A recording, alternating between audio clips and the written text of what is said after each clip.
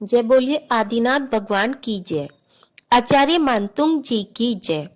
आचार्य प्रक सागर जी, जिनका जन्म 14 नवंबर को हुआ, तत्पश्चात जिन्होंने संयम का मार्ग चुनते हुए सितंबर माह में गृह त्याग कर वैराग्य पथ पर बढ़ते हुए मुनि विकर्ष सागर बने, ऐसे आचार्य प्रक सागर जी की जय हो।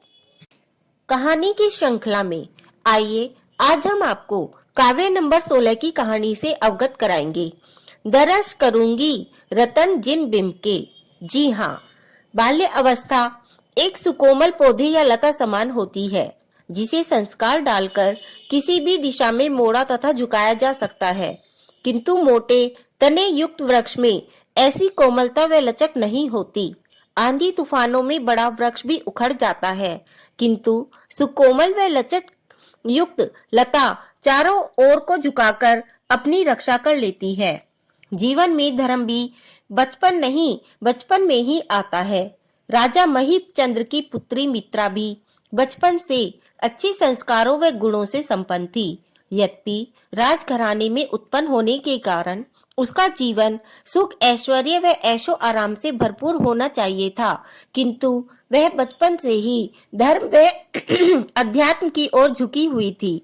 अल्पायु होने पर भी वह एकांत वातावरण पाते ही जगत की निस्तारता व धर्म के बारे में चिंतन व मनन किया करती थी। राजा महीप चंद्र अपनी पुत्री का बचपन से धर्म की ओर झुकाव देखकर बड़े प्रसन्न थे। उन्होंने धर्म के अधिक ज्ञान व अध्ययन के लिए मित्रा को आर्यका श्रीमती माता जी के पास भेजा। आर्यका श्री के पास रहकर मित्रा ने धर्म के गूढ़ रहस्यों को समझा और वह इस नतीजे पर पहुंची कि धर्म को समझना उतना मूल्यवान नहीं जितना कि उस पर आचरण करना। कई वर्ष तक रहकर विद्या और धर्म का अध्ययन पूर्ण करने के उपरांत मित्रा ने आर्यका श्री से आशीर्वाद की याचना की।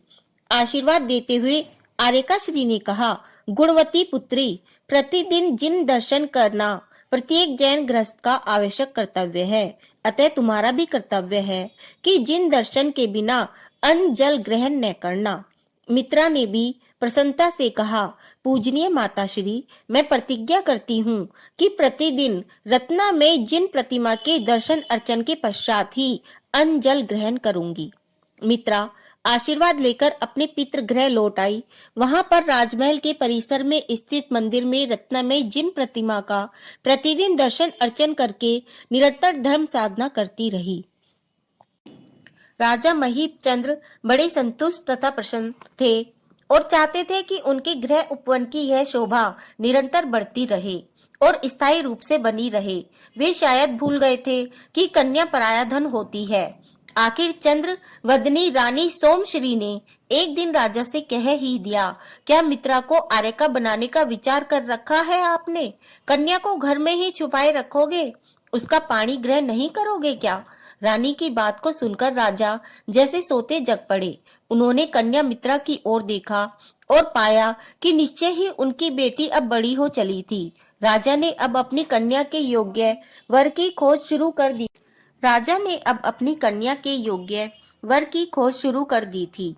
शीघ्र ही उन्होंने निकटस्थ नगर के सम्यक दृष्टि श्रेष्ठी पुत्र क्षेमंकर जी का चयन वर के रूप में किया। राजा के घर पर विवाह की दुंदुभी बज उठी। राजा रानी व प्रजा वर को देखकर फूले नहीं समा रहे थे। जनता में चर्चा होती, भैया राजा के दामाद क्षेमंकर जी साधारण लक्ष्मीपति नहीं, कुबेर हैं, धन कुबेर। साथ ही प्रकांड विद्वता व रिद्धियों आदि की चर्चा चलती रही। तभी एक धर्मात्मा बालक बोला, क्षेमंकर जी दिगंबर मुनि भक्त हैं, उन पर अटूट श्रद्धा रखते हैं। वह उनकी सेवा सत्कार आहार दान आदि देते हैं। वह प्रतिदिन मंदिर में जब भक्तांबर स्तोत्र का सहस्वर पाठ करते हैं तो सब मंत्र मुग्ध हो उठते हैं। अंत में सर्व वैवाहिक क्रियाएं संपन्न हुई। धूमधाम से बारात लौटकर आ चुकी थी। आवश्यक रीति रिवाज पूरे करने के बाद मध्याह्न में सास ने आकर दुल्हन को भोजन के लिए बुलाया। मित्रा ने संकुचित हुए कहा, माँ, मुझे भोजन की इच्छा नहीं है। सास ने कहा, ससुराल आकर ऐसी अशुभ बातें नहीं करते बेटी। तुम्हारे माथे के सिंदूर के साथ ही तुम्हारी क्या भी रक्तिम बनी रहे, इसके लिए भोजन तो आवश्यक है पुत्री। मित्रा बोली, माँ मैं भगवान श्री पार्श्वनाथ के दर्शन किए बिना भोजन ग्रहण नहीं कर सकती। सास बोली, पास के चैताल्य में पार्श्वनाथ जी की अति मनोज्ञ पाषाण प्रतिमा स्थापित है, जाकर दर्शन कर लो। मित्रा बोली, पर माता जी चैताल्य में रत्नामय मूर्ति नहीं है, मेरा रत्नामय जिन प्रतिमा के दर्शन अर्चन का नियम है। सास बहू के इस वार्तालाप को सुनकर क्षेमंकर जी ने माँ से कहा, माँ किसी की ली हुई प्रतिज्ञा को तोड़ने को विवश करना उचित नहीं है। आप चिंता मत करें, मैं इसका उपाय करूंगा।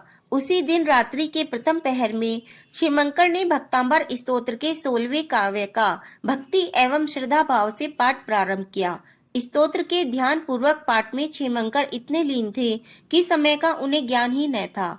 उनके मुखमंडल के तेज झलक कर मानो कह रहा था कि सच्ची साधना में अपनी या समय की याद ही किसे रहती है। उनका ध्यान तो तब भंग हुआ जब जिन शासन की भक्त चतुर्भुजी देवी ने प्रकट होकर कहा, तुम्हारी इच्छा पूर्ण होगी कुमार। और अगले दिन प्रातः नगर निवासियों के आश्चर्य का ठिकाना न रहा जब उन्होंने जिनालय में पाषाण मूर्ति के आगे भगवान श्री पार्श्वनाथ की एक रतन जड़ित प्रतिमा के दर्शन किए। जनता की जय जयकार से आसमान तक गूंज उठा। तो ये है भक्तांबर स्तोत्र की महिमा, उनका चमत्कार। नेक्स्ट वीडियो में फिर से उपस्थित होंगी, तब तक के लिए जय जिनेंद्र।